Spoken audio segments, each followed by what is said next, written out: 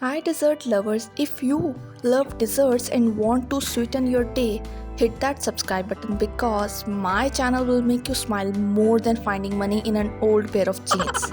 So subscribe it now.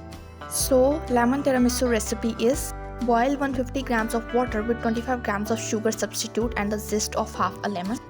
Let it cool and then add 40 grams of lemon juice in it. In a bowl, soften 70 grams of cream cheese and mix it with 200 grams of whipped cream and the sugar. Whip it with an electrical mixture. Also add 150 grams of lemon curd sauce for some extra flavor. Then put the mixture in the piping bag. Now dip ladyfingers in the lemon mixture and then lay them in a dish.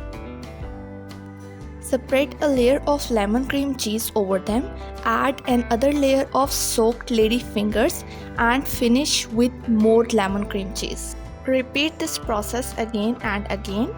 Now create texture on the surface with a spoon and sprinkle some lemon zest on the top. Refrigerate for 4 hours. And there you have it, a delightful lemon tiramisu is ready to enjoy. If you like my video, subscribe to my channel and hit the bell icon for more amazing videos. Thanks for watching. Happy cooking. See you later.